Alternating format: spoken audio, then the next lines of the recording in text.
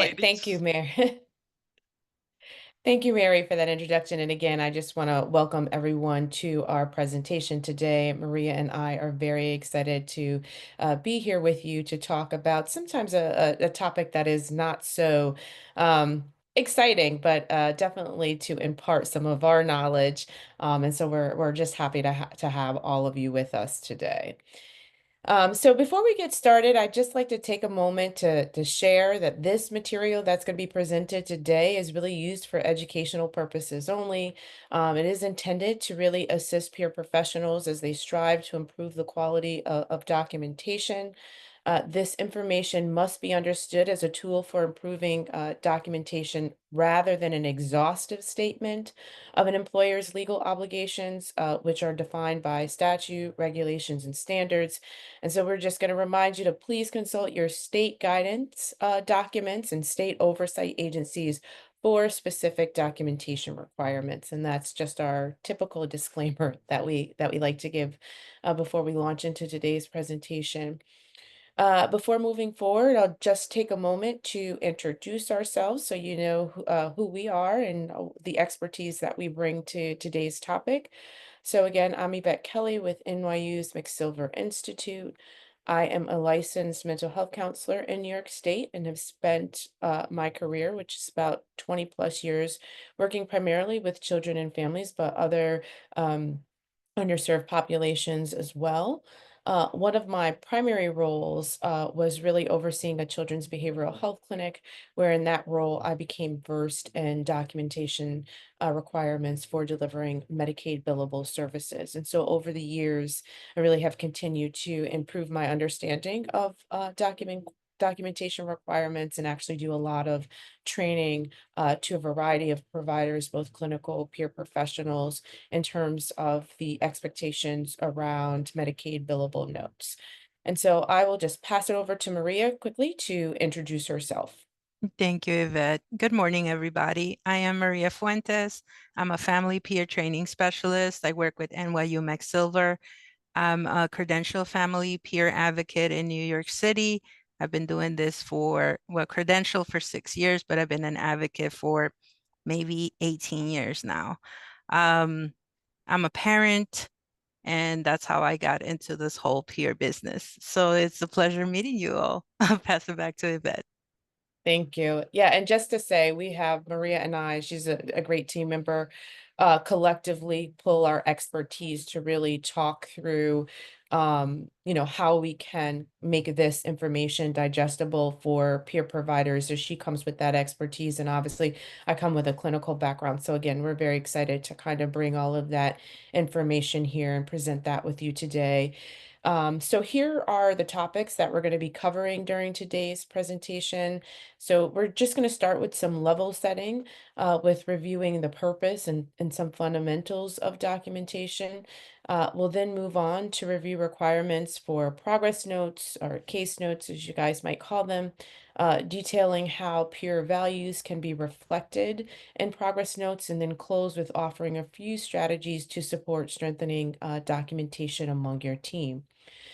We will also devote some time at the end for Q&A, but we do encourage you to please feel free to submit your questions throughout today's presentation, and Maria and myself will do our best to answer them. We do really appreciate an interactive approach to our presentations and also recognize that some of the questions may be better answered when we are covering the content instead of waiting till the end. So again, please feel free to chat in your questions, to raise your hand, and I'm going to ask some of my colleagues on the call and Mary and her team to just help me in monitoring any questions that come through. So this is what we hope that you walk away with after today's session. We want you to be able to identify why documentation is important in mental health service delivery, specify what information should be and should not be included in quality Medicaid billable progress notes, detail how progress notes can reflect peer values, and identify strategies to really support effective documentation practices. And so that's our aim for today, and we hope to be able to accomplish all of that. And so as we like to know who has joined us today, we're going to just ask that you take a few minutes to complete this poll question by just letting us know in what capacity you've joined the presentation today, by indicating your primary role. So if you can just take a moment to, I think, respond to a poll that we're going to put up. Thank you for that. And so it's always helpful for us so we can kind of tailor the content and know who's on our call today, kind of speak to all participants on the call. So this is great. And while we're waiting for the survey results, if you also want to take a moment to just chat in any challenges that you have experienced or are currently experiencing with documentation, that will be appreciated. So we'd like to know what challenges you, as a provider, as a supervisor, as an other person who's supporting this work, what challenges do you butt up against when you're thinking around documentation? You can just feel free to chat that in. All right. So it looks like we have everyone answered. So we can close this poll, I think. Great. We have a number of peer support providers on the call. We have some folks who are supervising peer providers. We have directors and managers, and then some non-peer providers. So great. And then some others. And so maybe as we go through the presentation, it'll be helpful to just understand what the others are. So thank you guys for chiming in. That's very helpful. And again, that just helps us really kind of tailor some of the content as we're speaking during this presentation. And let me just take a look at the chat in terms of some of the struggles. Okay, so yes, connecting goals and interventions um, and buzzwords. Okay, that's helpful.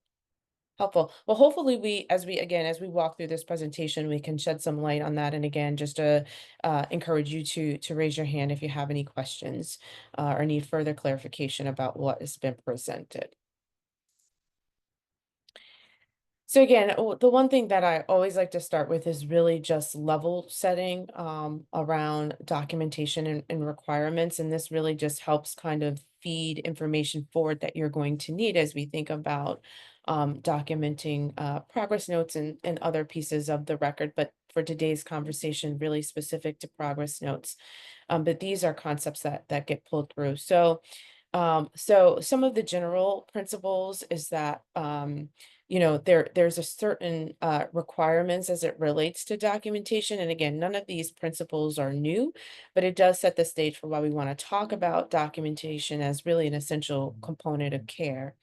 So, as a helping professional, part of the role and responsibilities in providing quality services includes properly documenting in the record, right? And that's not new to anyone. We all know that. And because a record really should be ready for inspection at any time, it's important that providers develop good documentation habits early, right? So, at any moment, whether it be the individual requesting the record or it be a third party looking for the record of a particular individual. What we know is the record needs to be complete and up to date. So we're going to talk through some strategies for that. Uh, for this discussion, it's important to understand that what is meant by the record, and I'm not going to read all of these things on the slide, but just wanted to offer this brief description really as you get the slides, you'll have it handy. But really, the record of care refers to the treatment and services provided to an individual and or family by behavioral health service agencies. There's a number of professionals who contribute to the record, but that does include peer support professionals when they're part of the service provision and part of the individual's treatment plan or service plan. It does require that, again, peer professionals contribute to that record. Documentation should be completed on a regular basis and be completed timely to avoid delays in care.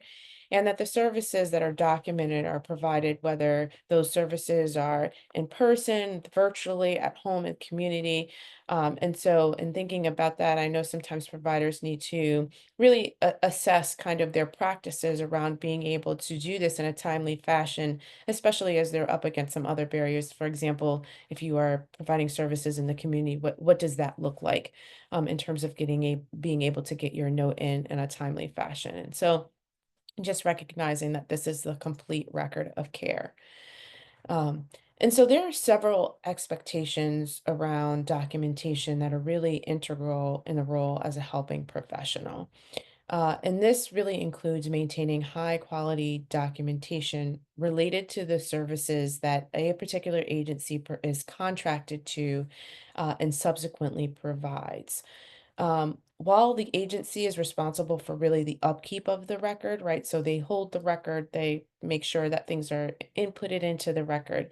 It really is expected that the individual and or family have an active role in contributing to its contents. And this should be evident in the record, right? So while the agency is the keeper of the record, the information that is contained within the record really should be reflective of the individual's needs, goals, strengths, perceptions, wants, all of that. And that should come through. Uh, the cost related to documenting service provision is generally included and factored into the administrative costs of the agencies. Generally, and I say generally because there are some circumstances where this differs. Perhaps if you're a fee for service provider, but generally, this cost is part of the administrative cost that the agency gets for doing this work, right? So it's not generally a separate cost that the provider is paid to do the documentation. Now, again, I say generally because there are some arrangements where that may not be the case, but just kind of looking at that from a broad perspective, just generally. Um, but the key here, the key that I always want to highlight, and really is going to be kind of the point of our conversation today, is just knowing what and how to document is the key to being efficient in this task.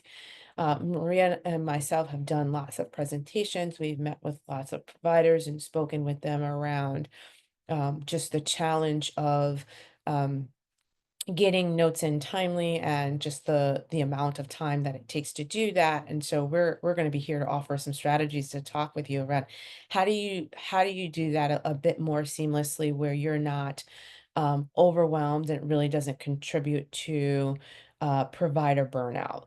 And so we'll talk more about that. This is just a quote I like to highlight and just say, like, documentation is really the key form of communication between providers. And so the health record really becomes a primary piece of evidence in determining whether appropriate care was provided given the circumstances. And this becomes important in a number of factors. Again, in terms of payers, they're paying you for a service. They want to make sure that it is, a quality service, and so your documentation is what gets you there. But there are a number of other benefits and purposes of documentation. So I think the important thing here is, like, one of the things that needs to be continually stressed is just how important documentation is to our work. As helping professionals, we have to learn to really value the documentation process as something that is representative of all of the engagement, the therapeutic, all of the work that we are doing with individuals, and to get away from just seeing it as really an unrelated, mundane task, just something we're doing for the sake of doing, and not really connecting the documentation to the work that we're doing. And so when we value this process, we understand the valuable purpose in our work, which is really being a vehicle by which the providers communicate, acting as a repository for when individuals and families needs services and progress is recorded, providing the basis for reimbursement, and overall just I think substantiating all of the hard work that is done by providers. Yvette, Absolutely, yes. There was one comment in the chat. It was 2 slides, well, now 3 slides ago when you were talking, let me think here. I think it was expectations for documenting services, and the comment was all in the 2 hours? All in Question the mark. two. Okay, can they provide a little bit more context so I understand the question? Do you, do you mean, are we gonna cover this in all of the 2 hours? Is that the question? Josie, you can unmute and explain what you were asking there. Yes, I find it very difficult to try to provide the quality of service while in the back of my head knowing that, okay, document, making sure that what I'm doing is going to be able to be billable and to document that all in the 2 hours dealing with my own mental health and recovery. I find that all, and then so I find a lot of my free time is spent on documentation with, because most of the 2 hours were spent on providing the quality of recovery. I mean, and where we're at together. I mean, as far as the client wise, but in the back of my head, I'm dealing with the documentation, and I find myself most of my free time is spending on trying to catch up and making sure my documentations are turned in. So I find it's very heavy in the sense to me thinking, is this something that I'm should be doing or something that I enjoy doing just to try to make sure everything is in line with the documentation. In the 2 hours, I find it very, very challenging.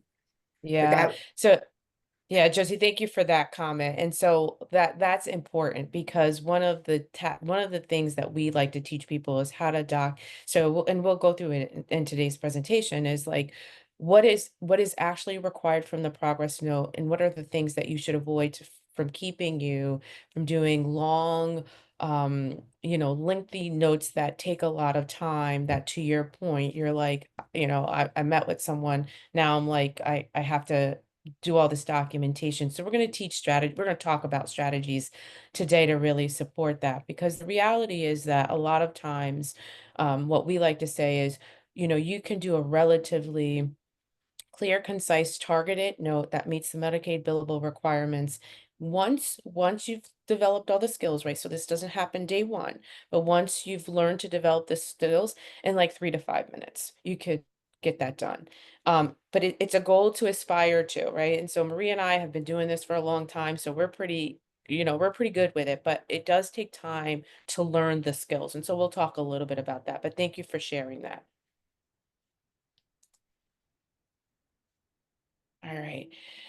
So when we talk about again the purposes of documentation and just I always just say this like when providers fail to document appropriately that there are really some outcomes that families are experiencing. So like they are actually depriving individuals and families of the ability to access critical information when needed, right? So again, as I go back to the lead off slide that we had, like you just never know or can anticipate when an individual or family will need to access pertinent information from their record. So it's, as I mentioned, the record should always be kept up to date and reflective of the care provided. Failing to document can have a real impact on the individuals and families served, especially when individuals and families request the information to obtain further care and or seek entitlements for which they're eligible. And I'll just share that in my work as overseeing a behavioral health clinic, I there's countless times that families and individuals came back to the clinic after they had, not been with the clinic for up to 10 years, but was requesting some entitlements and needed some verification of the services that they had over the time.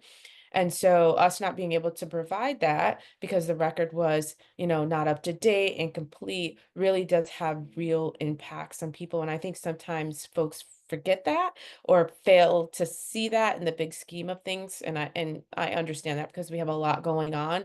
But just know that there are people on the other end of this who could be significantly impacted by our lack of documentation. And I know in just being in the helping professional, like the last thing that we want for those we're serving. When providers fail to document, it also leaves the organization vulnerable to accusations around like lack of quality service provision. So let me just say that the lack of timely documentation is one of those red flags to poor service provision. So most of us have heard the saying that if you didn't document, it didn't happen. But it also impacts program and service sustainability, because the reality is that most times folks are doing the work, right? They are doing the work, but if you don't document it, they're not actually getting reimbursed for that work. And so, that's the issue, and that's the concern, and that's why we want to make sure that folks know how to document properly. So all of the effort that you're putting into really servicing and helping individuals, that you are being compensated for appropriately. And so again, I always say it's kind of like a rather simple argument, if you don't document it, it didn't happen, you don't get reimbursed for it. I also like to say this too, because I've heard in our travels around doing training around like perhaps some, peer providers, and not just peer providers, but other providers as well, being concerned about like writing the note in a very like, grammatically correct way without errors. And so that kind of is holding them up from doing the work. And so I always like to say, listen, that even documentation that has grammatical errors or typos, but really describes the work done by the provider at the time it was done, is better than no documentation at all. All right. So, yes, this would be an area that you would be working towards to improve upon, but it really should not stop you from completing timely documentation. Just to say that, because I know like some people have been noted, like, I don't have the best writing skills, and, I'm not sure that like that really shouldn't hold you up. Um, Becoming proficient in documentation is really a skill that needs to be taught and practiced.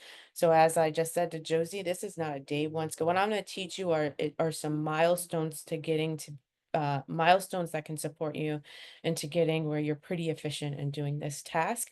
But it takes time and it takes support, right? And so individuals do need to be supported in this task during supervision. So I'll be talking to some of my supervisors on the call, and again, as we come to the end of this presentation, we'll review some supportive strategies that can be used by all as they look to improve their documentation skills and habits.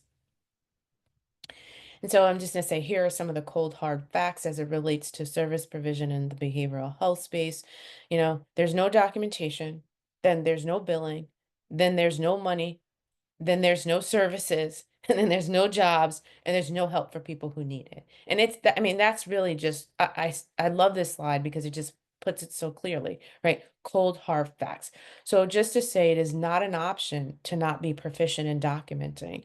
If you want to work in this field, I think people have to recognize that documentation supports quality service provision. So you can't do one without the other. And I think there's a misnomer out there. It's like, yeah, I'm very good with working with my clients. I'm engaging, I meet with them, I'm consistent, and absolutely is important. You must do that. But you also must document that you do that, or all that is lost. And so I just like to say, like, here are just the cold, hard facts. And what we really want as helping professionals is to help the people who need the help. And so we really have to kind of put ourselves in a situation where we're able to do that. So again, this task of documenting is really just a fundamental requirement. It's not an added requirement. It is a fundamental requirement to providing service. And so talking about fundamental requirements, we're going to really talk about what are some of the fundamentals, principles of documentation, and how it's just important for providers to gain of understanding of this. So I think sometimes what happens is providers they don't have the full picture. And it's not because people didn't tell them or they hadn't heard it, but it's like it's hard to keep the full picture in focus sometimes. So I like to just reorient people into what the fundamentals are and then how that feeds into progress notes. Um, So as peer professionals continue to expand within the behavioral health space, this is great. There's been great research out there that shows how peer support contributes to individuals meeting outcomes, right? It is an invaluable service, like a service that is highly needed. And so um, but there's additional considerations for how peer support documentation is written, as the documentation really needs to meet the state's Medicaid program rules, right? And so that is a requirement of the service generally if you're billing Medicaid, that they need to meet the state's rules. And so one of the biggest hurdles that we have seen is really in just translating the work done by peer providers into statements that reflect medical necessity, active treatment, and represent the peer scope of practice, and then are obviously coded correctly in order for the services to reimburse. So let me be clear here. I think there is not a doubt that the work is getting done. And so we recognize that, but the challenge has been helping to translate that work into kind of the Medicaid billable rules. And so again, we'll offer some strategies for that. And so that's where the learning curve happens, right? How do I let folks know what I'm doing, how I'm contributing to this individual's progress? Like, how do I, articulate my scope of practice and the notes that it comes through clear, and there's no questions for the reader in terms of the valuable service that you're offering.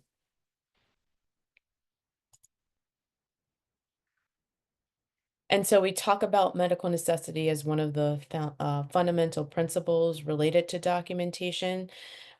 In short, really, this concept just states that the healthcare services rendered must be necessary to treat qualified conditions, generally those conditions that impair an individual's functioning. This is the standard utilized in all healthcare. So to say, medical necessity is just not relative to, mental health care, behavioral health care. It's just across all healthcare. It's the standard by which payers use. And so it's the way in which they authorize and pay providers for the services delivered. So to that end, if the documentation does not detail medical necessity, then the service is not authorized and thus not billable. So that's just, again, the logic around why it's important for us to demonstrate medical necessity in our notes.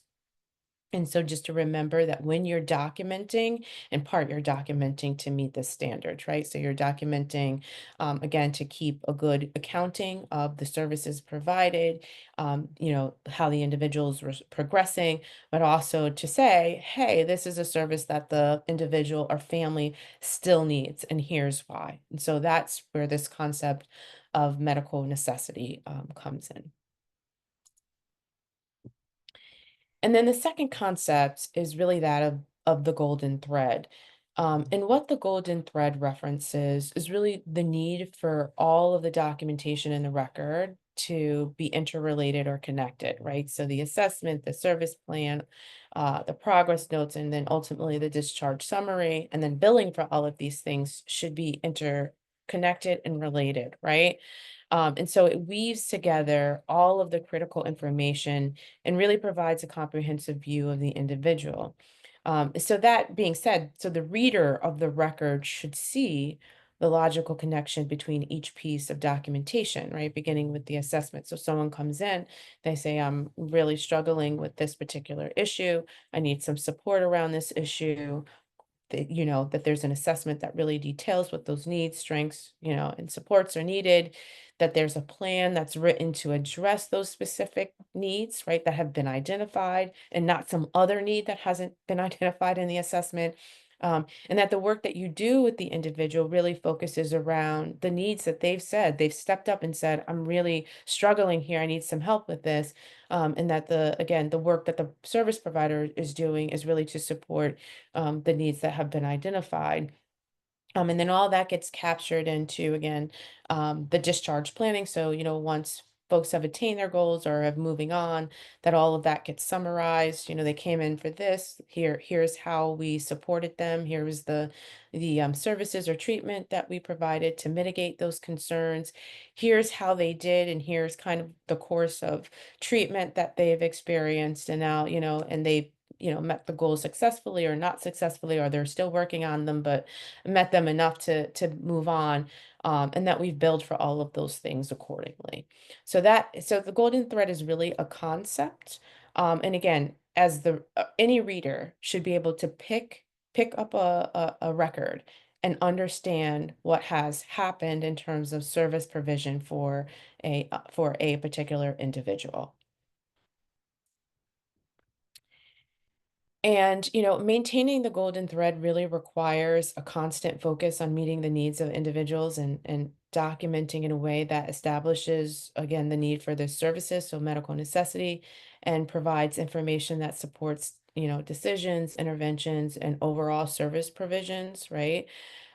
So if you have supervision responsibilities, you'll really need to be able to spot the telltale signs of misalignment in the documentation. And again, if you are the one doing also authoring the documentation, it's important for you to understand this concept as well. But here are some common ways in which documentation falls short in maintaining the golden thread. So if you're writing progress notes that don't link to any goals or objectives in the service plan, that's a red flag for not maintaining the golden thread.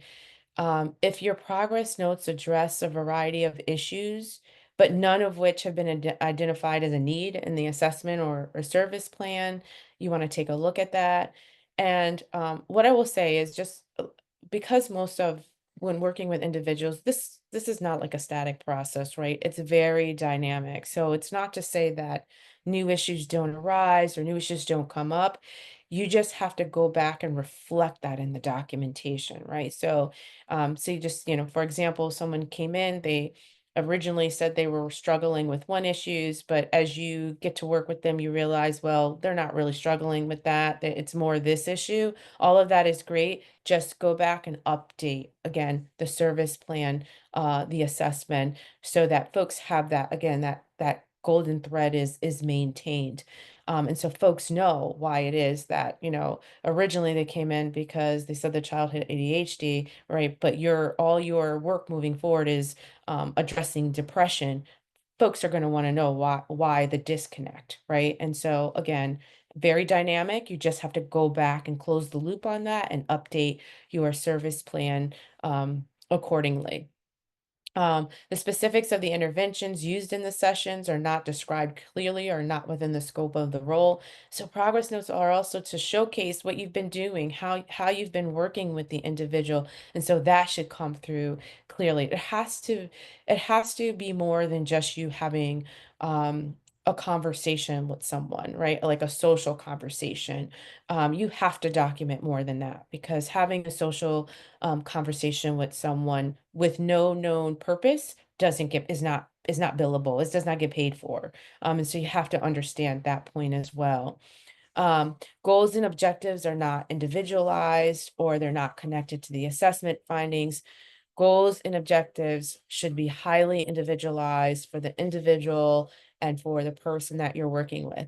And so that's not to say that, I think one of the issues that we have seen in the past is a lot of time people are copying, pasting notes, right? Maybe it's across the same individual, or maybe like you're taking, goals and objectives and pasting them into another record.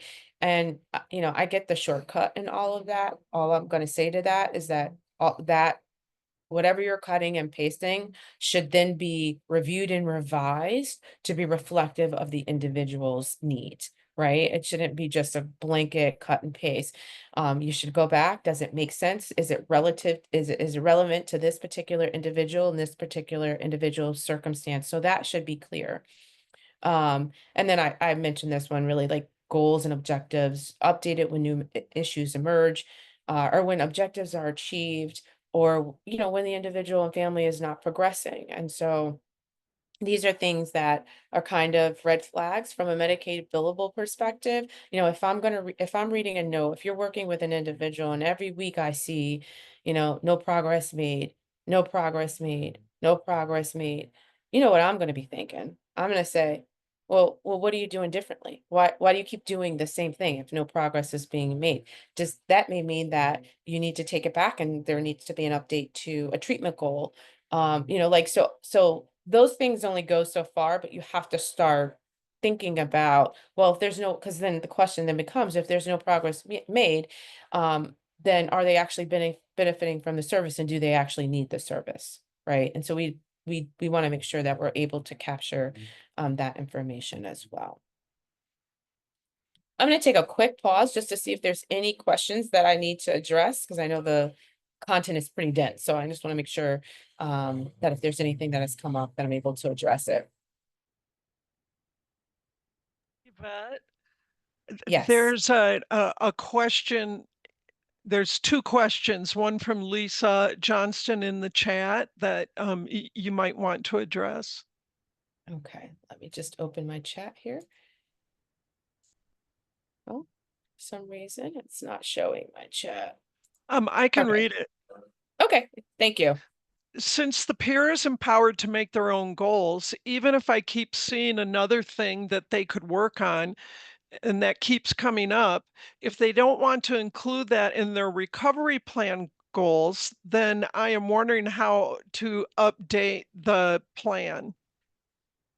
Got it. So just so I understand, so there's some theme coming up for a particular individual that you notice as the provider. You bring it up to address it to them, but they say, "Hey, I'm not interested in dealing with that right now."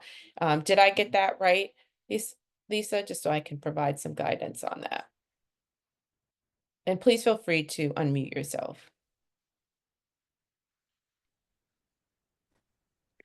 Okay, yeah. So, when you were talking and you were saying, oh, if it keeps coming around to this and that's really what they're working on, but they don't want to say that's what they're working on. And so you're trying to document what actually happened, but it has to fit their treatment plan goals. But they don't want to put that on their treatment plan goals. I mean, there's kind of a Yeah. disconnect that happens there sometimes. Yeah, yes, and I've heard that before. Thank you for sharing. That's a great question. And so sometimes what I tell folks is that when you are working with individuals and you see a theme, but you see a theme and you present it to the individual and they say, "Listen, I'm not interested in working with that right now." If you've assessed it as a need, like if it was in an assessment, I would just say I would defer the work on that goal and give the reason, because I think it's fair to say, like, I as the professional have identified this as a concern, right? However, the family, the individual is not interested in addressing this goal at this time. So I think that's all you have to say. The family has, or the individual and the family has the right to say, nope, not interested. Yes, I'm dealing with chronic homelessness, but that's just not I'm just not interested in addressing that right now. I'd rather address this first. That's perfectly fine. I think it's their choice, right? We have to provide choice for them.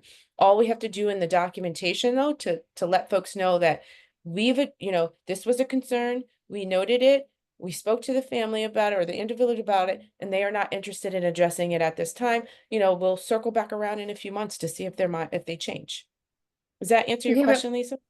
well, I was kind of looking at, I've had these situations where that's all they want to talk about. That's all that happens in the session.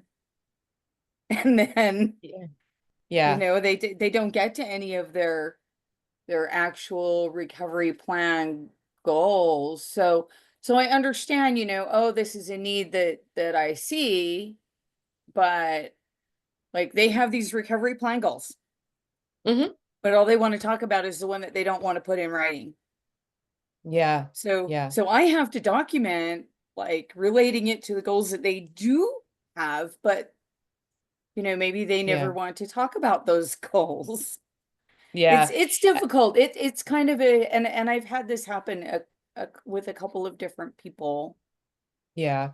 And I think that's right. Like a conversation about, like, hey, I think just having that conversation with them is helpful. Like, and for them to recognize that as the provider, I do have to document kind of the things that we're working on, right? And so if we continue to work on this and it's not in your treatment, I mean, just explaining to them, I think being upfront, that's not a goal you're interested in working on, but every time we meet, it really is front and center. I'm thinking we need to add that to your treatment plan. And then if it's like, well, I don't want you to add it, and I'd say, okay, can you tell me a little bit about what makes it difficult for you to add it? Because maybe it's a languaging thing. I'm always about kind of negotiating. Maybe it's like, well, I don't want to add it because, people are gonna, classify me as this. It's like, okay, is there another way that we can add this? Like, can we think about what the language might be here to really support adding this and then being able to work on it? But I do hear that, like sometimes people, because of stigma, because of their own, history of experiences with providers, they're like, I want to work on this, but I don't really want you to put that in my plan or put that in the work that we're doing. And I think as a professional, you just have to say, unfortunately, I'm required to document what we do in sessions. And so I want to make sure I'm capturing things accurately, but let's have that conversation. Yeah, excellent. All right. Then there was Serena, another. Yeah. sorry, Serena has her hand up. Oh, go ahead, Um, Serena. is there a way to, when you are working on things, like as we build that rapport, we kind of see, like you said, if we're not there, like I don't want to work on houselessness right now, but this is what I want to work on. Maybe is there a way to do like an umbrella for the goal, not make it so specific, but to where you're going to work on your overall wellness, and then so we can take from that wellness wheel and hit those areas, and sometimes that conversation we can go back to. Um, like, hey, you're hitting all these areas, but I do notice that you still are sleeping on the, in a tent. How does that look? Maybe let's explore some apartments. Let's go driving around, or you know what I mean? Like, what is the goal? Yeah.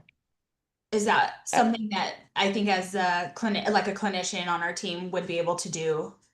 Yeah, I mean, I think in terms of writing goals, and we have a whole training on goals, so let me just say that. But in terms of writing goals, right? So goals are broad, overarching statements. The objectives are where they're very kind of displays the roadmap, the milestones, how you're going to get there. So under wellness, permanent housing is probably one of those items that I would say, is under wellness. So definitely they can write the goal like that. And again, I think all of this is dynamic. So all of what you're doing, let me just say this, not about what you're doing. It's just creating the record to be reflective of that.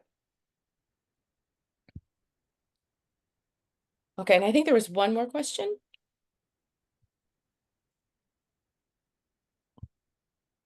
Let me just check. All right, so there's this one question, and I'll move on. Was like how, and this is from Josie too. How long should progress be noted before you move on? Like how long should you sit with that particular goal if no progress is being made? I would say you should be making adjustments. I can't say that I have a particular time frame, but like for example, if there's a particular goal and you're meeting with them, every week and you're like, okay, they tried something but it didn't work, and so I adjusted the goal to see if maybe now this strategy works instead of that strategy. And then you come back the next week and like, no, that strategy didn't work. And then I'm like, well, let's try this instead. And then we try that for a couple of weeks.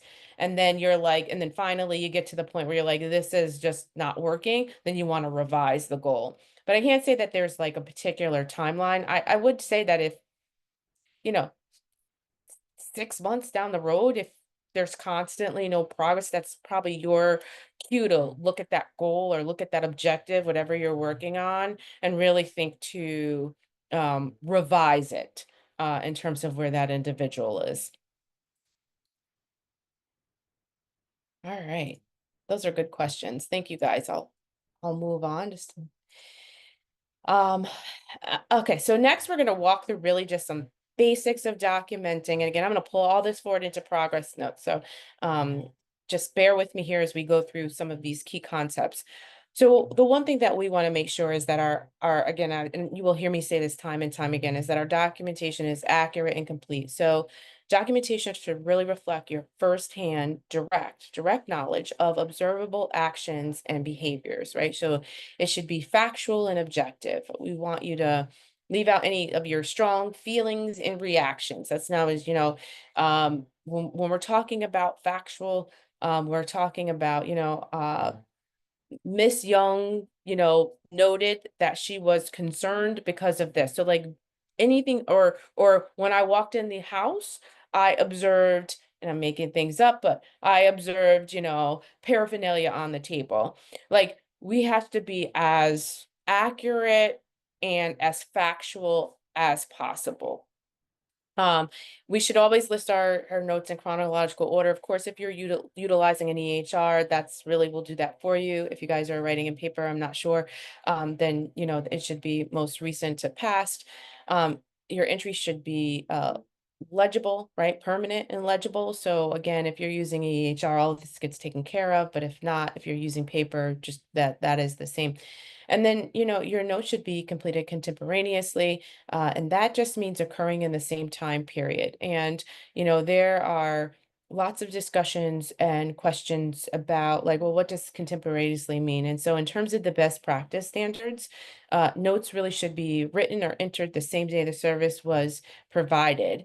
And in the event there's a situation that arises that prevents the timely recording of services, it should be completed as soon as possible. I know that a number of organizations have, timelines, 3 days, 7 days, 24 hours, whatever their timeline is, but best practices will say that you should enter them basically right after or as soon as possible to the session. And so I know that we will, in the future, be having some future discussions. I think we'll be joining another one of these institutes in the future and really talking about a strategy that I always like to recommend, which is concurrent and collaborative documentation to really support that. Now, that's easy to do. I'm going to loop us back to one of the first slides. That's easy to do when you're only going to spend 3 or 5 minutes on a progress note to get it done. That's harder to do if you're going to spend 30 minutes. And so again, these are all strategies that we can pull forward and learn, but just know that it takes time. Your information should be easily interpreted over time. So again, in the behavioral and mental health space, we have this bad habit of using a lot of acronyms, right? It's like we'll just talk in acronyms and we assume the world kind of knows what we're talking about. And so I would say like we should probably avoid that in the record because really what you want, like if someone picks the record up 10 years from now, you want them to understand what exactly is written. And because we're always like ever evolving and changing with acronyms, it's just best to not use them as consistently in the notes. Just better to spell it out. And I like to use this example. I don't know how many of you on the call have teenagers, but are young adult children, but I do. And oftentimes, texting is their method of communication. And I swear it feels like it's every other day where, a kid texts me some acronym and I'm like, what is that? I don't know what that means.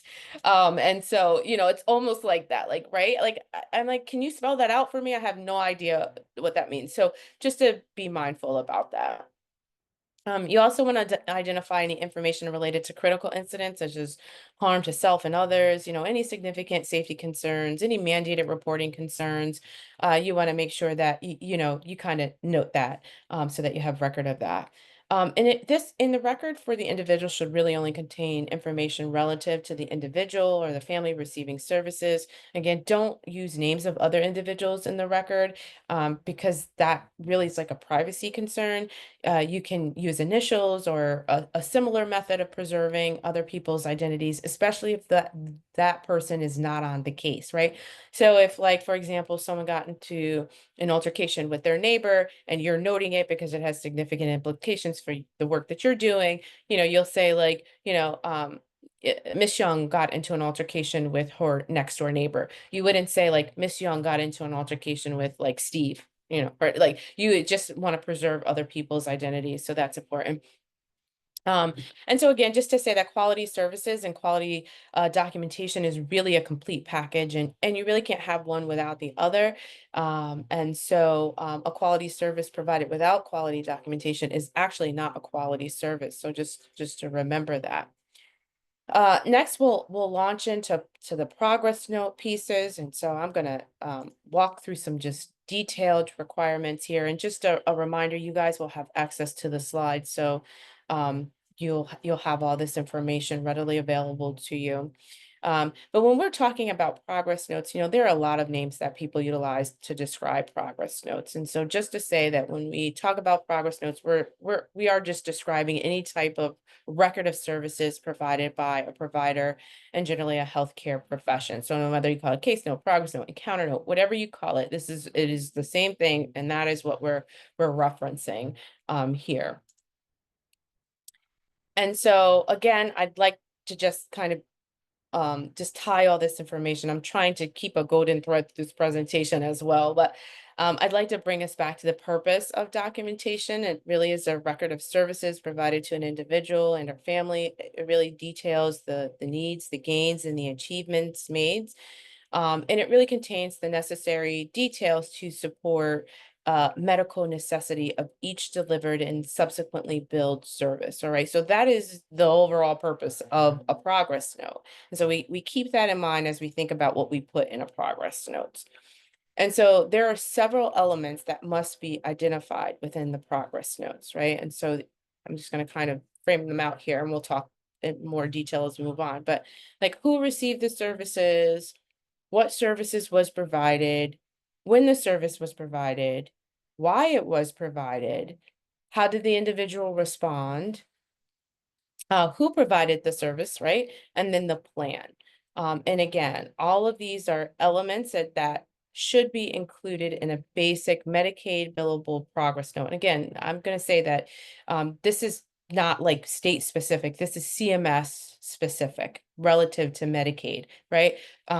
But I will also like to mention that while I'm providing the overview today of this, progress notes should really be documented according to your organizational policy and professional practice standards. And I say that because I know all agencies have some different requirements in terms of how they want you to reflect these principles. And so just to be mindful of that. All right, so let's talk about the first element, which is who received the service. So progress notes really should detail to whom the services were provided, right? So it should include the names of family members or any other collaterals who are present and participating in the individual's care. So each contact should include like some of the demographic information, right? So if they have an ID number, date of birth, the type of contact. So is it in person? Is it by telephone? Is it, audio visual? Where the services were provided. So is it in the community, at home, in the office? So all of this kind of like demographic information, as well as like the modality of services. So is it individual? Is it group? And let me say that if you have an electronic health system which you're working with, 9 times out of 10, this information is pulled from the electronic health system, right? It's just usually organizations have it set up so this stuff pulls, but if not, if you're using paper or or maybe your HR does not pull that information, all of this information is just basic information that is required in the progress note. Again, so like you don't have to spend a lot of time here. I think the key is just make sure that you are identifying the folks whom are receiving the services. And then next, you want to talk about what services were provided. So providers should be clear about the type of service provided, and this is usually the service that you are subsequently, contracted to provide. So if you're a peer support provider, you're going to provide peer support. If you have specialties like family peer support, youth peer support, or adult peer support, you want to make sure that you identify that, right? If you're doing crisis services, and you want to make sure that that's clear.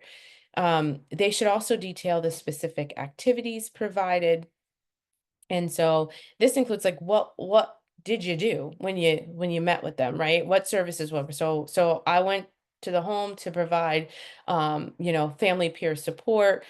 While I was at the home, I met with the mother. I, coached her around preparing for a meeting that she's going to have at her child's school, the CSE meeting. Like it should include the specific activities that you provided, such that the reader should be able to pick it up, look at the note and say, okay, I got what they did. They did family peer support. Here's how they supported the individual.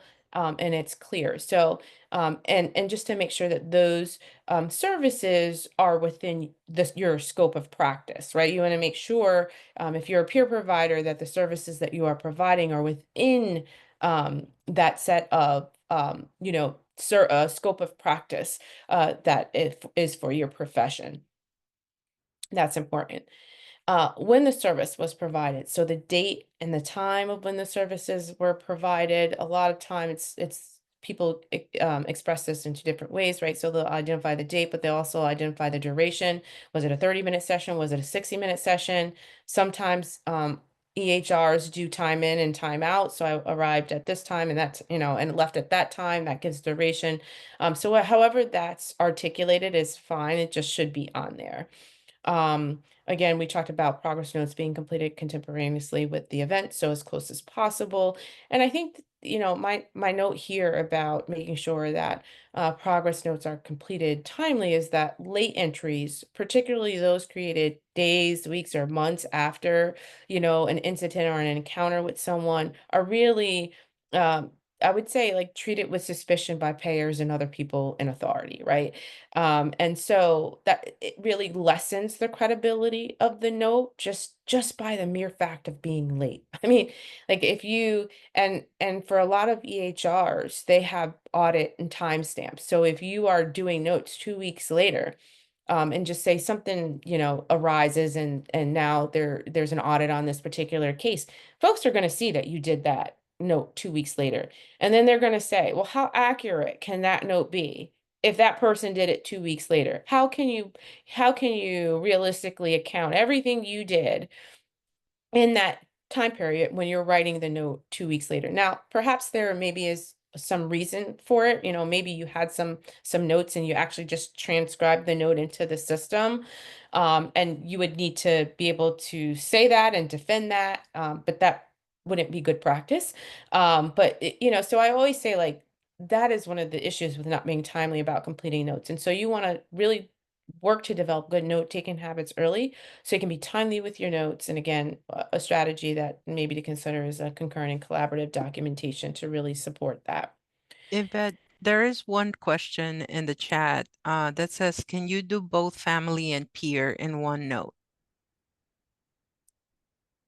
So to me, that would be around okay, so there's a couple of things there. That would be around whatever services that you were providing. So if you know, what's the focus of your interaction with that person, right? That's really what you're asking. So if you were saying, like, I went to the home, I met with mom, and you did family peer support with mom, right? Because mom was there, she needed some assistance, you did that. And then you worked with, just say, the youth for this, and I worked with the youth and I did youth peer support, and you're credentialed to do all those things and it's within your scope, and all of that, then yeah, you can put that all in one note. All right. So, like, again, you just want the note to be representative of the work that you did. But again, those other factors are important. And I don't know how your credentialing body works where you are, but like in New York State, we have a credential for family peer provider, a credential for youth peer provider, and a credential for adult peer provider. And one peer professional could have all of those credentials, right? That's possible. And so as long as they have those credentials and it's within their scope, then they could identify all of that in the note. But if you didn't have the credentials, or if your state, said, like, you must get this training in order to qualify, you just want to pay attention to that. But yes, you could demonstrate that all in one note. I hope that clarified and answered the question. There's another question. When small practice, they don't have internet to send notes right away, and we meet monthly for supervision and turn handwritten Monday notes. That's a wrong thing by It is. Medicaid. Okay, so that's a great question. And so we get questions a lot because we recognize that if you're doing work in the field, sometimes it is very challenging if you don't have the technology to support like being able to write a note in the field and upload it offline, like when I was out doing field work, right, I'd have to make my notes written, and then I'd have to come back to the office and then I'd have to input my notes. And so I think taking that into account, if that is how your system is set up, then you just have to do the best that you can with the technology that you have. And this is where organizations and agencies have to support staff in being able to meet these outcomes. I would say that if that is the case where you're out in the field or, and you don't have the technology that that as soon as you're back to the office, as soon as you return, that you write the note, right? That you input the note as soon as possible, as possible, as close to the event. So if you happen to be out all day doing, services and you don't get back to the office until the next day, then there has to be some system for you to input that information. Thank you, Maria. Any other questions? There's nothing else there. Okay.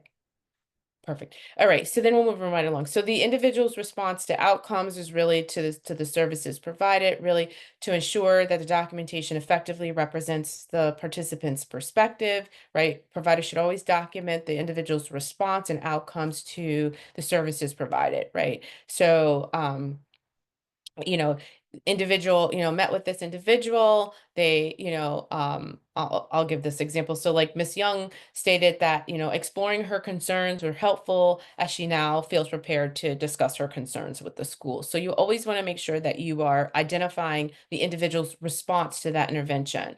Or like, the individual was not happy with having to do A, B, and C, and so it's going to require some change, maybe some change to the treatment plan. So just something brief. It's not long. It's just saying, how did they experience you in the moment for that particular session? And then who provided the care. And so providers should always put dates and your credentials. You should always sign it, put your date, put your credentials. And so if you are identifying, and this is important too, if you're citing or taking information from another source, right, such as maybe someone did an assessment and they have a diagnosis and you're pulling that diagnosis into your note for, because it's relevant for the purposes, then you just make sure you want to cite where you got that information from. Because if you don't have it within your scope to diagnose, then you don't want to give the impression that you are making that diagnosis, right? And so that's why that's important. So, it's like, met with Miss Young, she's experiencing, she's diagnosed with depression.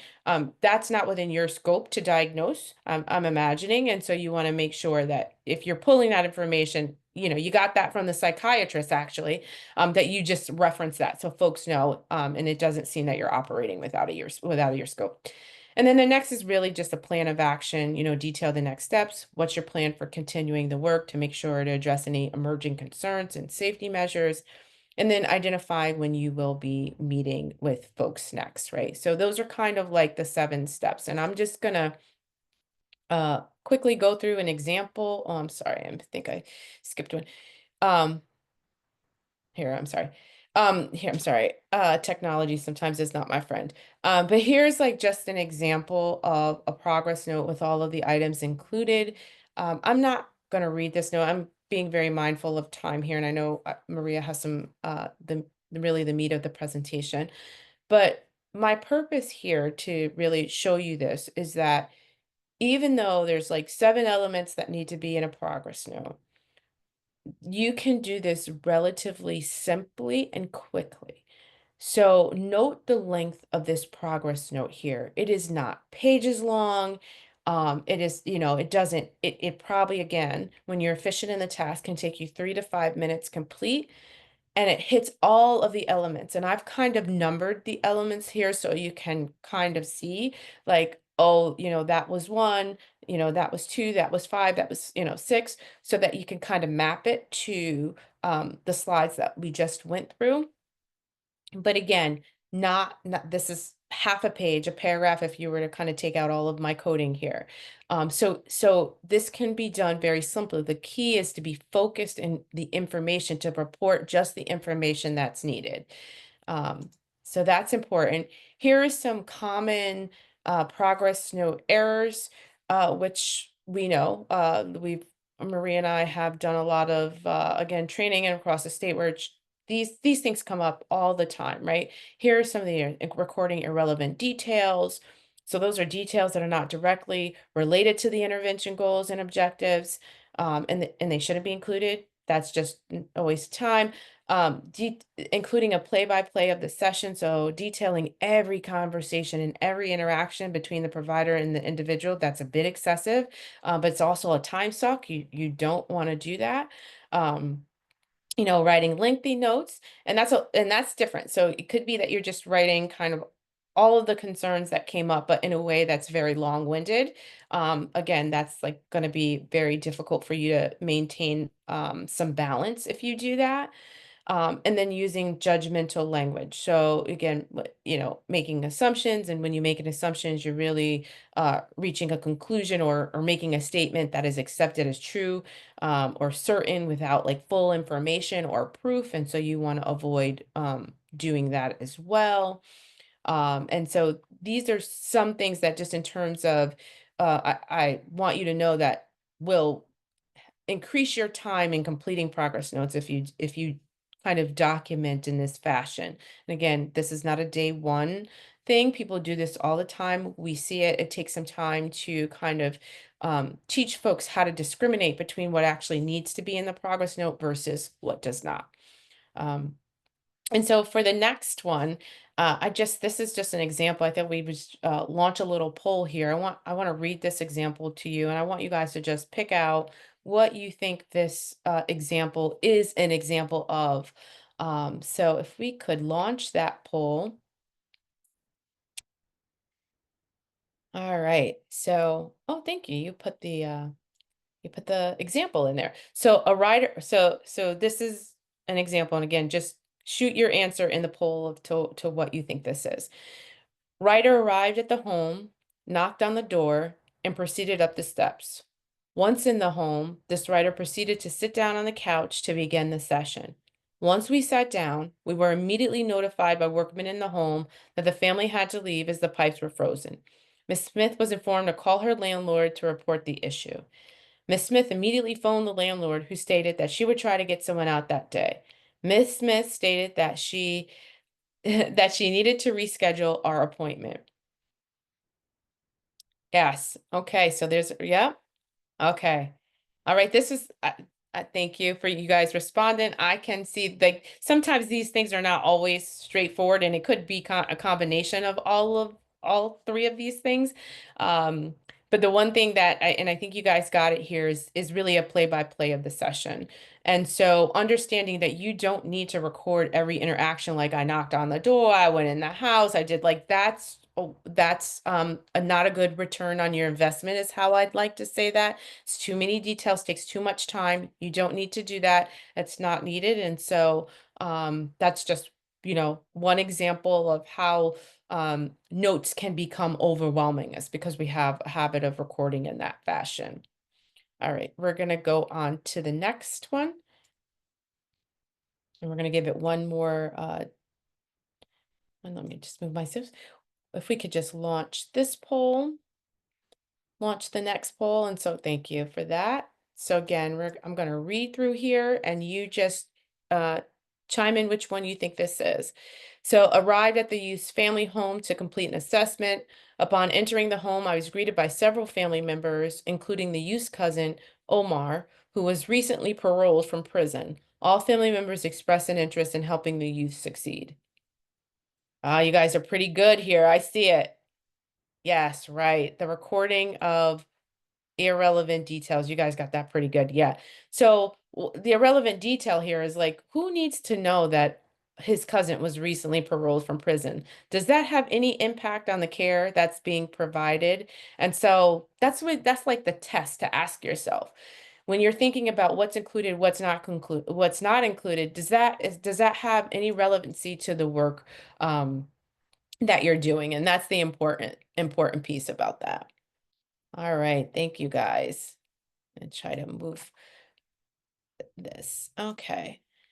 Moving to the next. I'm going to kind of get through here.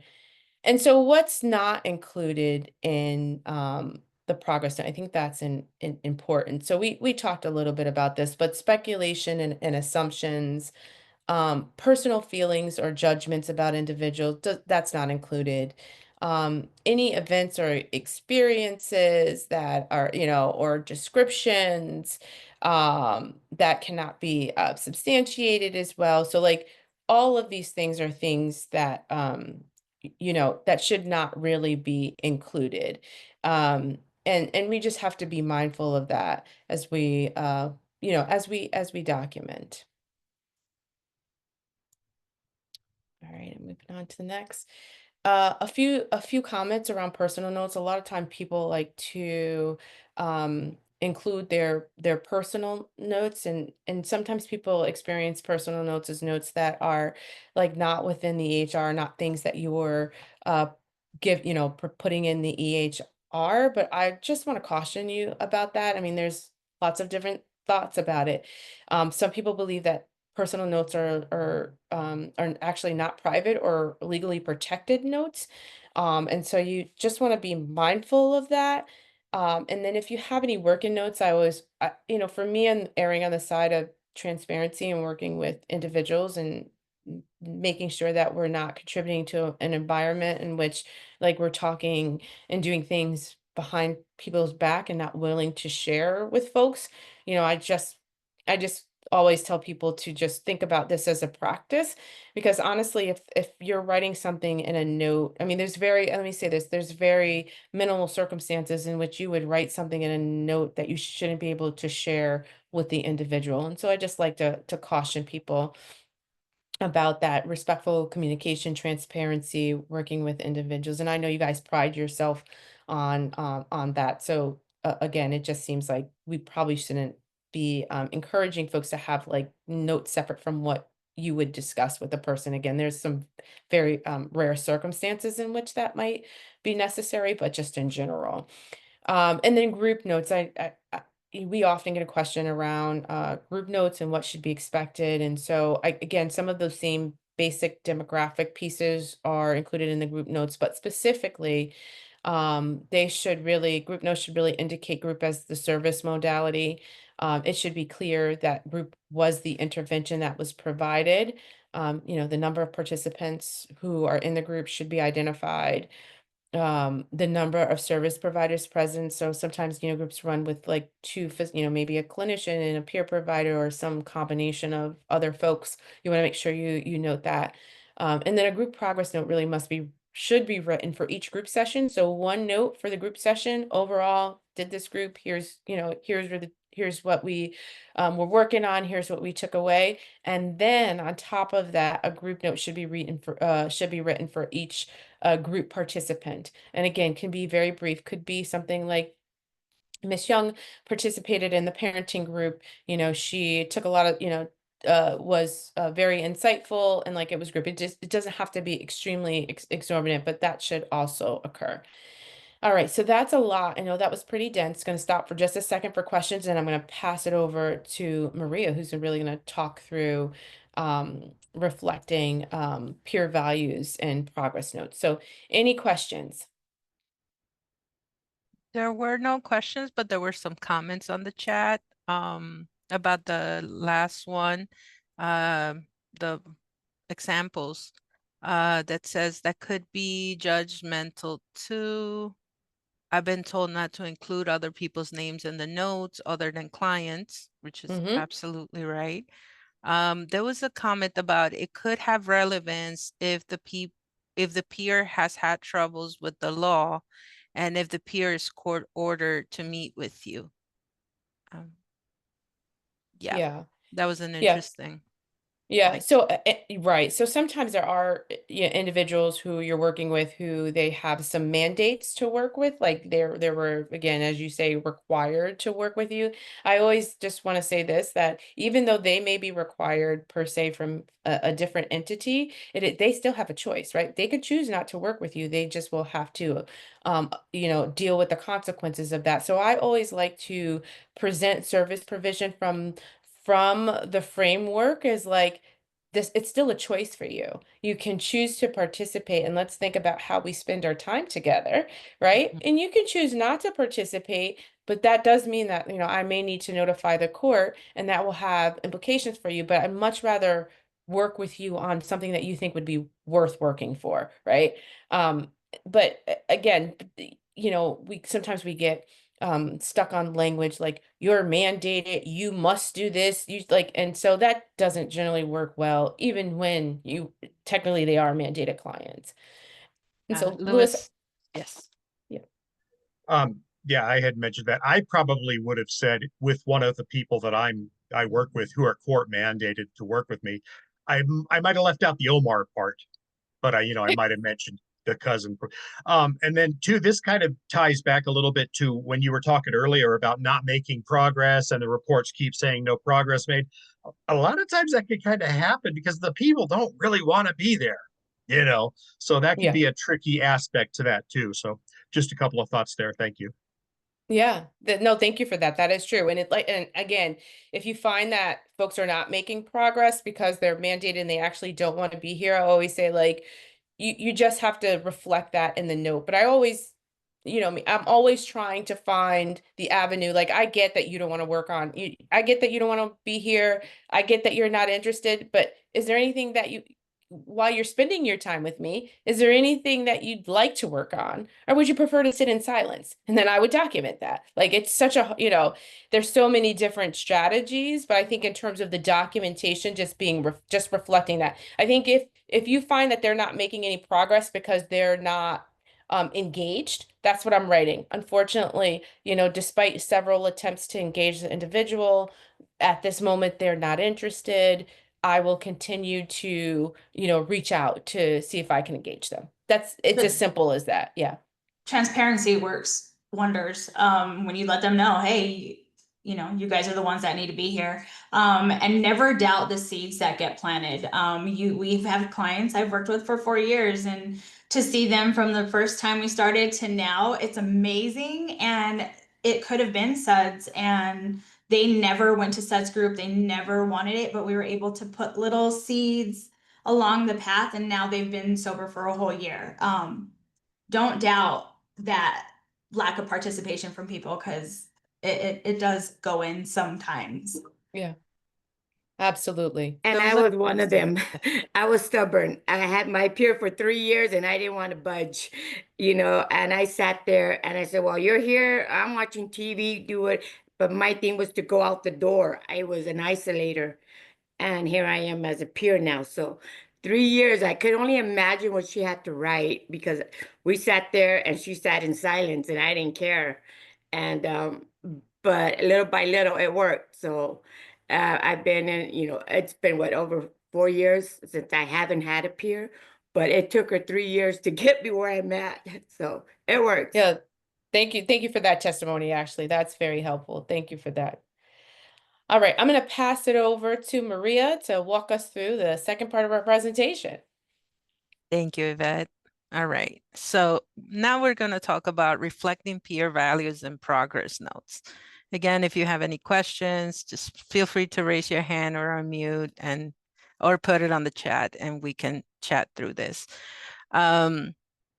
And also, please don't forget that you should check in with your supervisor and your agency if you can use any AI tools or for documenting, or if you are required to sit down with the person or the family to do the notes, right? That is definitely something that comes from your agency, so you get the guidance from them. And you can also make sure that you use all the tools and everything that we're talking about. You can use it in supervision, right? You can use it to gain or sharpen your documentation skills. This will be super, super awesome. So now talking about peer support notes and clinical notes, right? We can begin by highlighting there are a lot of differences between these two notes.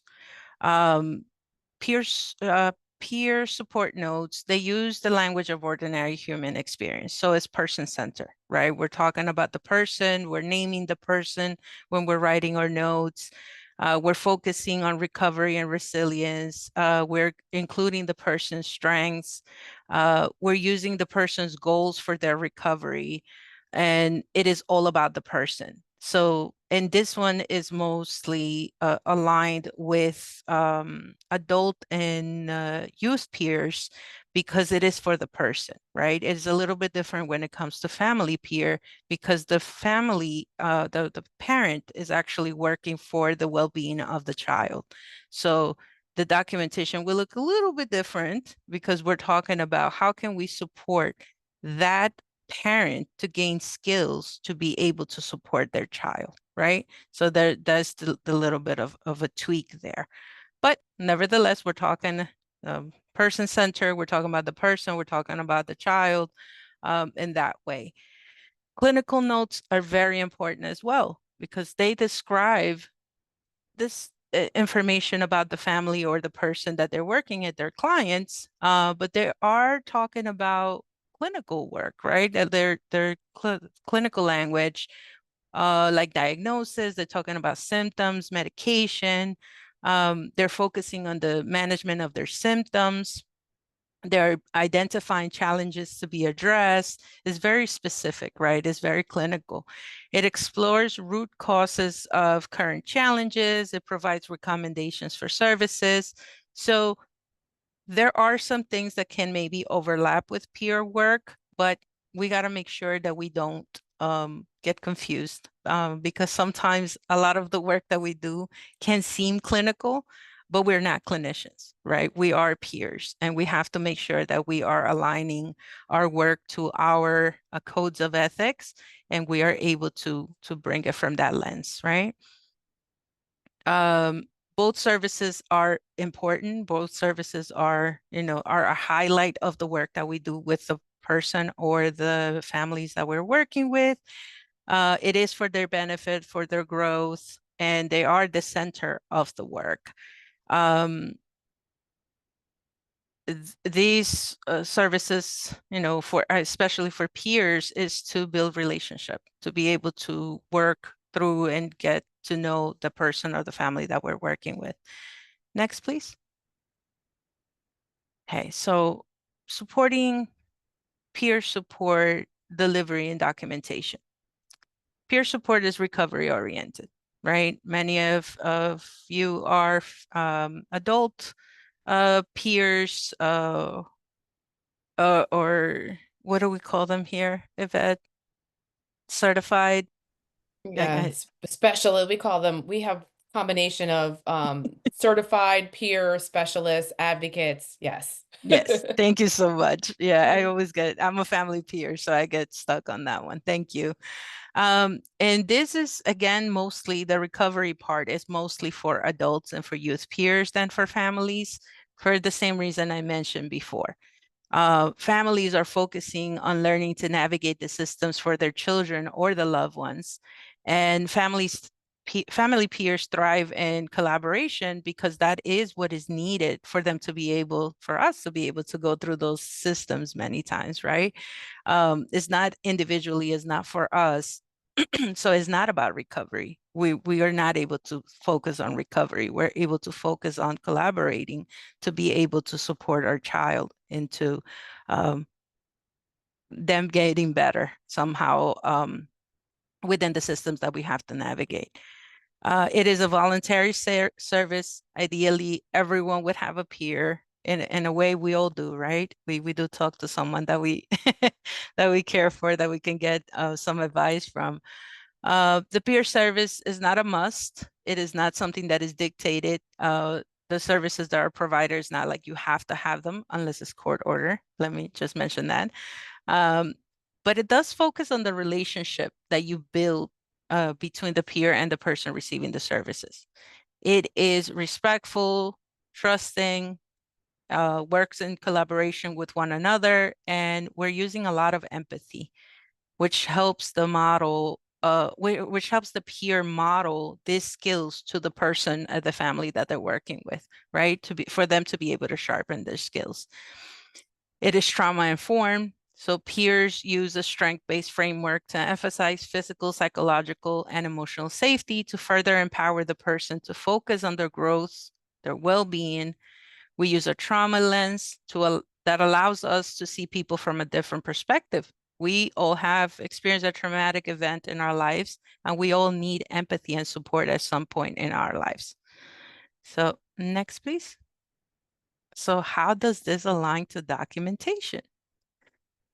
Peer documentation should demonstrate a focus on those things that I just talked about, right? That's what we're focusing on. We're focusing on recovery, if it's for adults and youth peers, resiliency for all peers, right?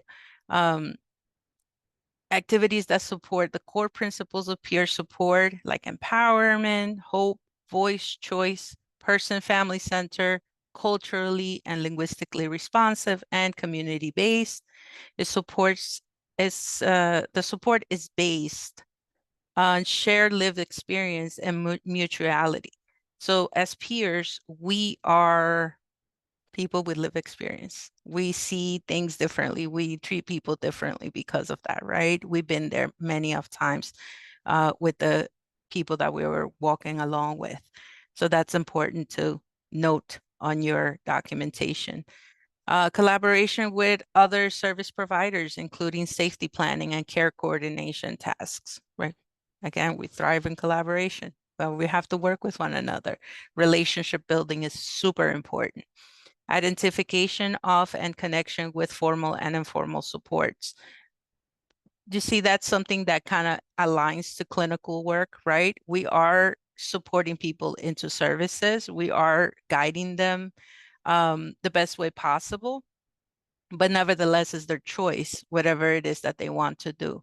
And that's the difference with clinical work. With peers, people have the choice of whether they want to do something or not, and we have to make sure that we're documenting that accordingly. Next, please.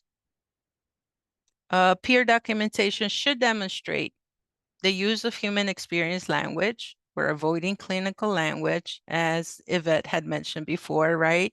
Even in clinical language, sometimes we're using like shortcuts or jargon or things that we think that everybody can understand. We might as well just write everything down, right, as is.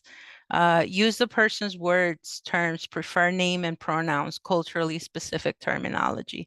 We got to make sure we stay respectful to what the person wants to be called, and we're able to word that, to write it down. And if we can quote any of what they're telling us, that is valid too, that we're able to put that down in our documentation, right? Because it is their experience, it is their words. Use peer support core values language and terms related to service description, just making sure that we are aligning that to the peer support that we are providing, aligning the goals to the services, making sure that that golden thread that Yvette was talking about, it is shown in our documentation as well, right? Use strength-based and person-first language, super important. Next, please. Peer service delivery. What workflow processes need to be developed, reviewed, or revised in order to capture the delivery of peer support services, right? Like, what is it that we need to change? What is it that we need to do? Sometimes, again, we are allowed to, we have a little bit of wiggle room on how we want to write the notes or how we're doing that. And sometimes we don't have that. Sometimes our agency or our programs itself has a very strict guidance on how to do that. That's why it's important to use supervision. Your supervisor will be able to guide you into that. how will information and feedback from peer staff be included in all aspects of service delivery and documentation in the record? That's important to know, right? It's important to note. What trainings and supports will be needed to orient peer staff to documentation requirements? How much time will be allotted daily, weekly for the completion of required documentation? These are questions that you can ask during supervision too, right? Like, how can we work together to create a plan of action so we're able to give our notes in a timely manner? How will peer staff be supported in learning how to manage the time effectively to aid in the timely completion of documentation? What does that look like for you, right?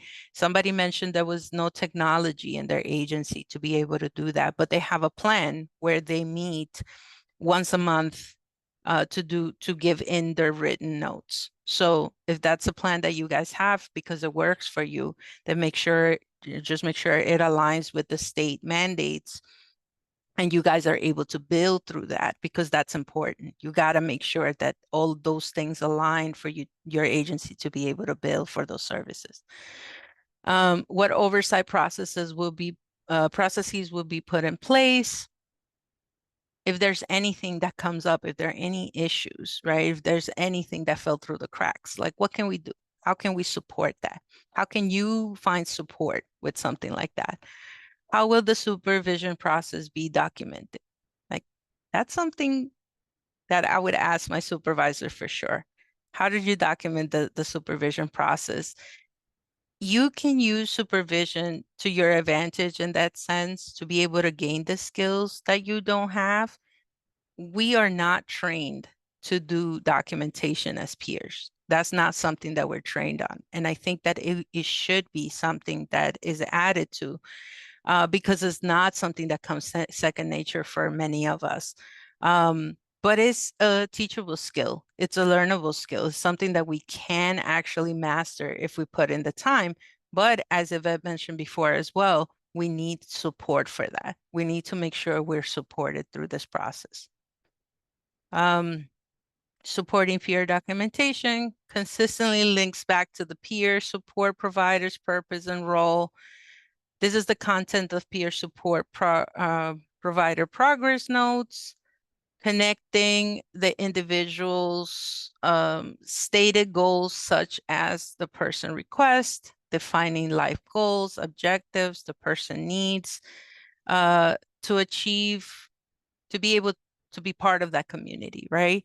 Defining desired changes in terms of specific observable behaviors. If there's anything the person wants to be able to, we were mentioning that before as we were talking, right? How to introduce, how to connect those goals to those services, even when they're not necessarily what the person wants to talk about, right? Even if they don't want it placed there, that's not what they're saying they want to work with. How do we do that? We got to get very, very creative sometimes, but we do have some resources for you guys, so don't worry about that. It's definitely coming up. Capture strategic sharing of lived experience, detailed steps in navigating various systems to assist the individual, family, in accessing supports. Next, please. Reflects support in decision-making, problem-solving, advocacy, skill development, and community connections. Identify strengths, capabilities, interests, preferences, needs, hopes, and dreams, and priorities. Again, you can use quotes as necessary when you're talking about the person or the family. What you're doing is that you're narrating somebody's story, right? You're literally telling a story about the person that you're working with in a very respectful way, because they're going to read about it eventually, right? So what you write down is what you would want them to read, right? Even if it's harsh, even if you're talking about something that is difficult, even if the topic is a little bit, you know, sensitive. Sometimes we're talking about things that are huge when we're talking with people, right? They're very vulnerable with us sometimes because we're peers and they can relate to us and we can relate to them. So making sure that we are using that narrative way of telling their story in a very respectful and empathetic way. Address willingness and motivation to invest in recovery. Don't forget to include those that care about them. Recovery happens in a social context, right? If we're talking about their family members, if we're talking, not naming them, if we're talking about the people around them that do offer them support, you can include that for sure. Charts each person's recovery journey and can provide an opportunity to reflect on success, accomplishment, and lessons learned. Like, that's part of growth. That's part of showing the person where they've been and how they're getting there, right? Sometimes they can't see that. And by following that golden thread, we're able to show them that as they go back and look at their records. Maria, Yes, ma'am. Sarah has a question. How Yes. long does the progress note need to be? I have 4 sentences per hour stuck in my head for some reason. Yvette. Yeah, I'll go. Yeah. So I don't think there is no like length determination in terms of the progress note. Like there's no like you minimally have to do, 3 sentences, 4 sentences, a paragraph. I think you have to look at it as you have to address those elements in terms of what is required for the progress note. So and again, this is why I'm saying like you could probably get a progress note done in a paragraph if we're focused and succinct in how we're describing what we're doing, but there's no like arbitrary length. Thank you.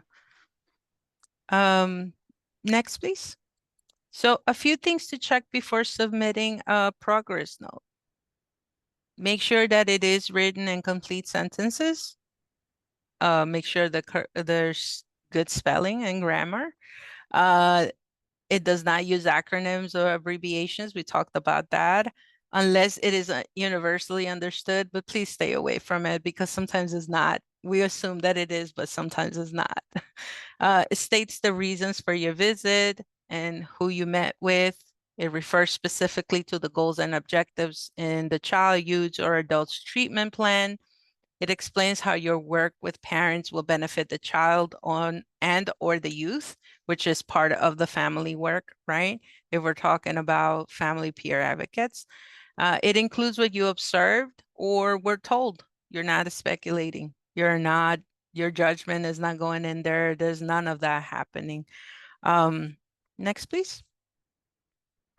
It describes what you did in your role as a peer and the outcome of your visit. Like, what did that look like? Documents the perspective of the child, youth, parent, or adult about the visit and the direction of your work together. Again, all of this aligns in that golden thread, right? It all aligns as a narrative. It all aligns as a story. It outlines planned next steps and timeframes, include what you will do and what the child, youth, parent, adult will do.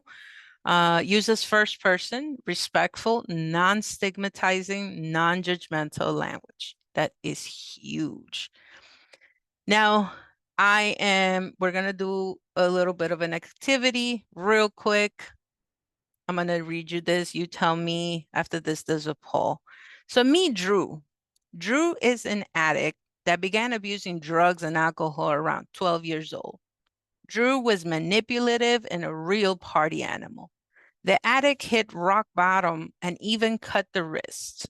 The cutter was out of control and placed in rehab at age 13. Drew's mother was unfit, and so the addict emancipated themselves at age 14 from her and abused the system.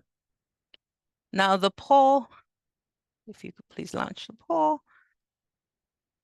Okay, so what impression do you have of Drew from reading this note? If this was one of your clients, or if you're the supervisor. So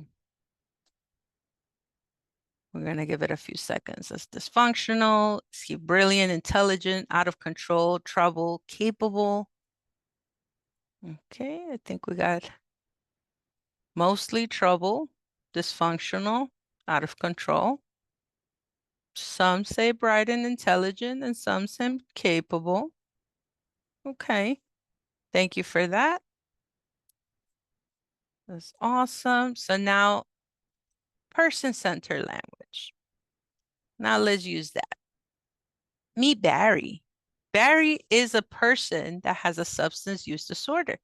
Barry is a resourceful and talented actor that began their career at 11 months old. Their mother took them to many parties, and Barry was exposed to substances at a young age. After a couple of years, Barry couldn't successfully cope with their substance use disorder and needed treatment, which they received. Barry's mother was experiencing barriers to successful parenting. Barry decided to emancipate themselves at age 14. That decision seemed to be self-advocating for their best choice for recovery. Now we're going to launch the same poll. What do you guys think when you hear this? He's capable. He's bright, intelligent. Mostly capable, bright, intelligent. Someone said trouble.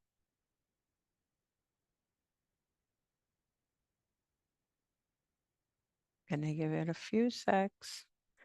For mostly capable. Yeah, perfect. Thank you so much for sharing. This is very important to highlight. We're talking about the same person. Drew and Barry are the same person. We're literally describing the same person in two different ways, right? So how we talk about a person, how we're using their experience from our eyes, right? How we're narrating their story is very important because words create worlds. And that's super important to understand and remember. We have to be respectful of this story. I'll pass it back to Yvette. All right, thank you, Maria. Just trying to. So the next part of this is just that I want to run through ways, strategies that can be used to strengthen documentation. Oftentimes the question we get the question is like, okay, so what do you do? How do you really support providers in learning these documentation skills? And so before we launch into that, I always will say just think about this, right? What we're talking about today collectively is like best practices in documentation. How are we doing this? How are we making sure that what we're doing really supports the individuals that we're serving? And so as we think about that, we have to just ask ourselves, like, how accurate is the record if the required documentation is not completed as close to the event as possible, right? How available is the record if the information is not current and up to date? And how reflective is the record if the required documentation is not completed with the participants' input? And so whenever we talk about, again, what the needs for documentation, how important it is for the individuals we serve, I always use this as kind of a metric. So all of these questions we should consider when assessing whether current documentation habits are leading to quality service provision. I'm not going to read this slide in entirety, but just to say that if you are someone on the call who is overseeing and supervising peer support professionals, I think just to highlight, like, one of the roles is really to support skill development among your supervisees. So that really means that sometimes we have to figure out what works to really support them in gaining the skills that are necessary. And so I'm sorry, my technology is not cooperating sometimes.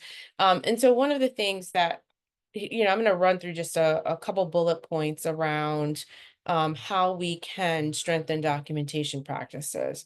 One of the first things is just to be consistent, right? If you are a supervisor who is responsible for overseeing the work of peer professionals, I think sometimes we get overwhelmed by the amount of responsibilities that we have in a day. And what happens is that supervision falls off the radar. But to be honest, supervision is something that the time should really be held sacred. It is, I think, imperative to support individuals around burnout, but also around teaching them the skills. And so I think the first thing that we as supervisors have to challenge ourselves with is just make sure that we have scheduled regular time to meet with our staff for supervision, right? There should be dedicated time for supervision, and that time should be held sacred. As well as the structure of supervision should be pretty predictable. So this is probably a conversation that you want to have with your supervisees. And if you're a peer provider on this call too, I think this will help you kind of bring to your supervisor what you need in order to be successful. So consistency is at the top of that list, right? Meet regularly. Make sure that that time is held sacred. You also want to communicate the expectations, right? So a lot of times, don't make assumptions that folks know what is expected of them, even if they've come from a different organization or a different agency. I will say agencies operate differently. The expectations could be different. So like you want to make sure that you explain what the expectations are around documentation, right? What timeline do you expect them to document? How do they document? Well, you know, all of those things need to be communicated and not assumed. And so providers should be well, when you're onboarding them, providers should be informed of them. And then have they been trained, right? It's not good enough to say, okay, we expect you to document all your services. This is great. Go off and figure it out, right? No, they need to they need some guideposts here. And so we need to be supportive in that. And talking about guideposts, we need clear guidance. So, you know, provide clear guidance on the training and the proper way to document information. You know, walk new staff through the entire documentation process. Like, where do they find the forms? What, you know, in the EHR, when do they need to complete the forms? How do the forms, you know, how does the documentation get reviewed? You know, like all of those things that are imperative. And again, I think there's a lot of time we make assumptions that people come with that, or that it's like intuitive and they should be able to do it, but we really need to help people understand that. And listen, don't let your staff suffer through the same documentation challenges that you experience. You should definitely be sharing your lessons learned with documentation, right? If you, you know, got thrown into the water and you had to figure it out on your own and you figured out all of these lessons, it would be great if you would share those. That would just make your supervisee a little ahead of the curve instead of having to find it out on their own, right? So if there's a particular workaround that you knew, if you said, you know, like, here's what I do in order to make sure that my documentation is in on time. And here's how I figured, of course, everyone will have to figure out their own strategy, but at least sharing those lessons give them a leg up. Address some of the common challenges. You know, discuss staff's questions and concerns related to documentation. Again, new staff, they may have a number of questions related to documentation. They may not quite know what to include, what not to include. As a supervisor, you may have to support them and reviewing their documentation. And, you know, in my days when I would review documentation, I'd cross off, this is not needed. This is not needed, right? You like, this is too much information. This is too little information. Like, you have to give them that feedback. So make sure that you're addressing that. Assist them with providing time management strategies and tools to incorporating these tools into supervision sessions. You know, and oftentimes, sometimes as a newer professional who's new to the role, new to the job, they may need their time allotted for documentation. Like, it may just be a conversation you need to have with them. So like, you know, I would like you, you know, to save the last hour of every day to do your documentation. You might help, you know, you need to support them with really developing some time management strategies and tools to be able to meet the demands of the role. And again, all different things work for all different people, but the point here is to have the conversations with them and to drive things out. And that's really going to be helpful. Acknowledge that documentation is one of those tasks that generally providers don't like to do. You obviously want to share with them, as we shared with you, all the importance around documentation, but really support them in developing the skills and strategies to streamline the process, right? And reduce burden. You really want them, again, this is why it's so important to learn the efficient manners of doing this, because you want to reduce their burnout. You want to reduce their stress around this. And so being able to support them in that way is helpful. Offer some hurdle help. utilize supervision to write notes together, right? Sometimes like you don't have to write every note, but you may write one note. This way you begin to, your supervisor begins to understand what is required of them. It allows the supervisor to highlight, and summarize like what are the important points, while leaving all of the extraneous details out, which helps them become more efficient, right? Maybe you want to develop some internal supports. Maybe there's another peer who's been on staff for a while, or just another peer who's great with documentation. Is there any way that you can leverage that expertise in a way that doesn't perhaps burden that staff, but maybe puts them in a little bit of a more leadership role? Listen, if there are corrections to be made, don't do the corrections for your staff. Sit it back to them to do the corrections, because they will never learn. And then you will have to keep making the corrections. All right. So if you see that they're writing too much, their notes are too lengthy, help them out. Get your red pen out. And I'm saying this from a pen and paper, cross it out. Like, this is too much. Can you take this back? And can you kind of streamline a little bit about what you're trying to say, and then bring that back to supervision, and maybe we can do that. So that these are really all skills to really support them in developing them. Listen, more time that you devote on the upfront and the beginning for this, the less time you will spend on the back end. So that will be helpful. And also, like, stagger the skills, right? Don't work on everything all at once. Like, pick a skill today. Like, I'm going to work with them on just not writing so much, right? They're writing too much in the progress notes. That's going to be the first skill that I'm working on. There may be some other things that I want to work on after that, but like, let them get that down first. Don't overburden them with, like, we have, 50,000 things we need to do. Your grammatics are wrong. You're writing too much. You're doing, like, to be mindful of that. We don't want to overburden school. We want them to get the ability to kind of accomplish those skills. So, once they get a handle on one skill, then you move to the next.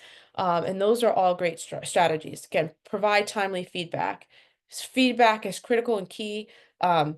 Provide, if there's things that they're doing well, let them know that. If there's things that you want them to improve upon, let them know that. Be timely in that feedback. And here's another one: lead by example. Do you keep supervision notes when you're meeting with folks as a record of your discussions? Are you writing your notes? Are you up to date?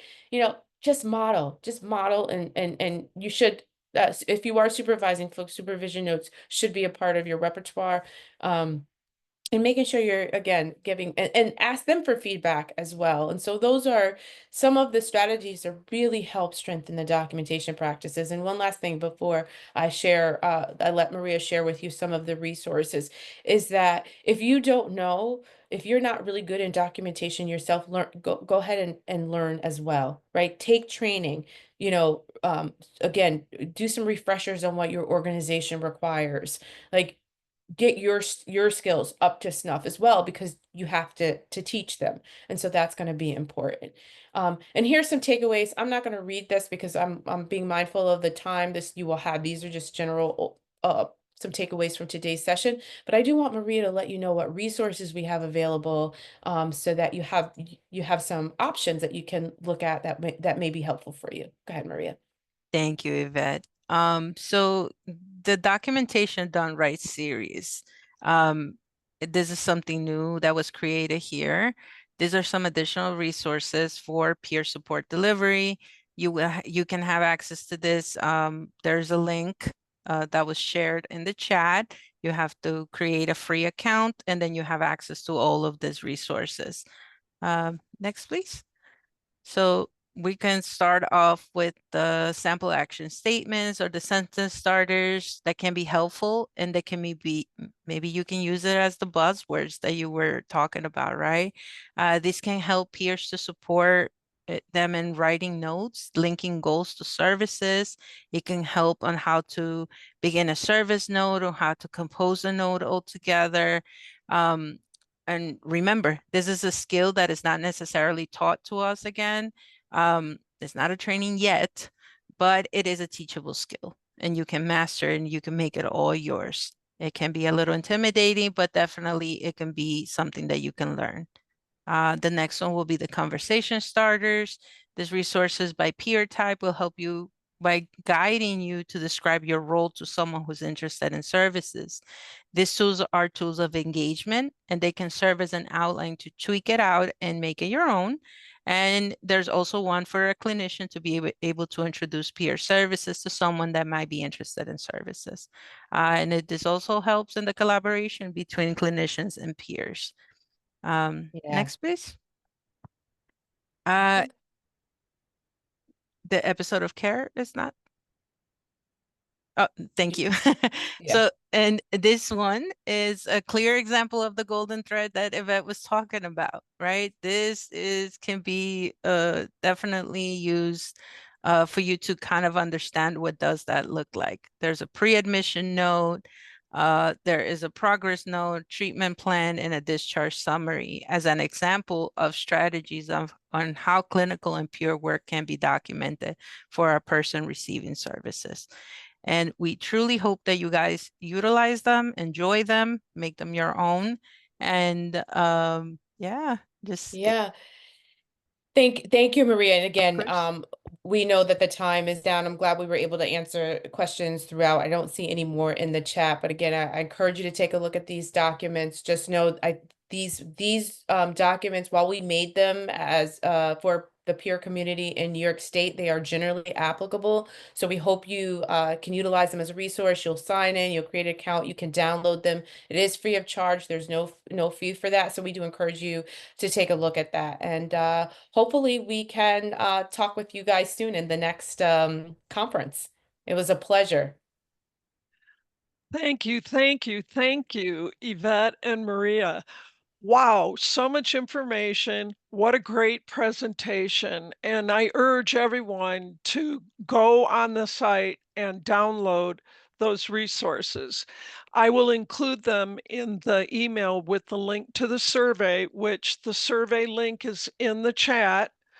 And I'll send out that email in the next hour with these links and the survey link, and check your confirmation or reminder email for the CEU requirements. You have to complete the survey within 48 hours, and you can redo it as much as you want in that period of time. And if you have any questions, Eden, if you throw our email back in the chat, that would be great. You can direct them to me, and you can find the slides and recording on the website in a few days. Thank you all for attending and participating, and hope to see you at the next session in an hour. Thanks again, Yvette and Maria. You were great. Thank Thank you. you. Appreciate that. Thanks, everyone. Mm. Yeah.